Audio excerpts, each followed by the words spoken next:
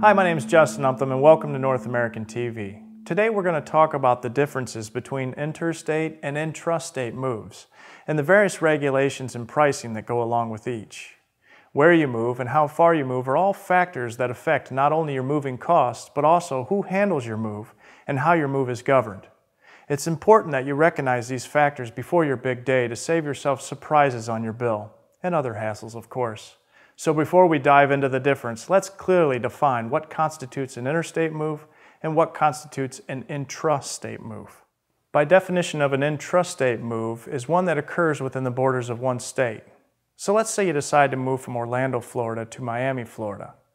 Well, because you're still moving within the same state, this would be considered an intrastate move.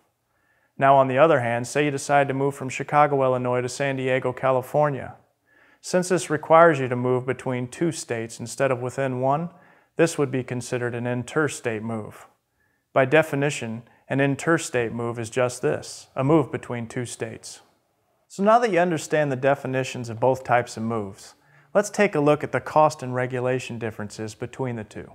First up, intrastate moves. Intrastate moves and moving companies are state regulated, and the movers are usually priced according to an hourly rate that has been filed with the state regulatory body, or by weight and miles. The overall cost of an intrastate move is also determined by the manpower and time it will take to move your items from your old home to your new one. Keep in mind that the larger your current home is, the more rooms you have, the larger moving crew you'll need.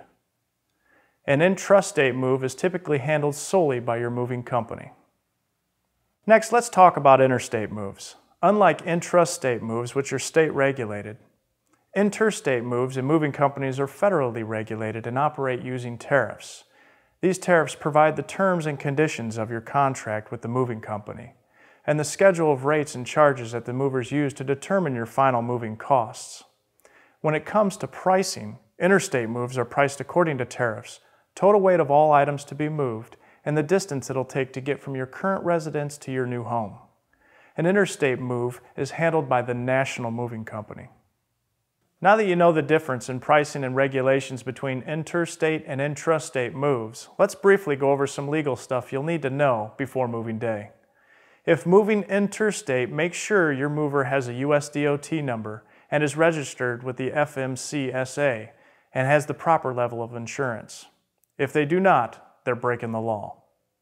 A US DOT number is required by all companies that move cargo through interstate commerce and serves as a unique identifier when collecting and analyzing the company's safety information. This information can be collected through audits, compliance reviews, inspections, and crash investigations. The FMCSA stands for the Federal Motor Carrier Safety Administration and works to prevent commercial motor vehicle-related injuries and fatalities. To ensure your items are in the care of well-trained, safe drivers, FMCSA requires all moving companies to register with them.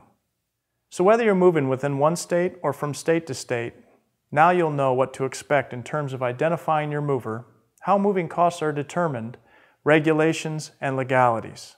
Remember, always check with your moving company to ensure they have the proper registration to be moving your items. If they don't, find another company.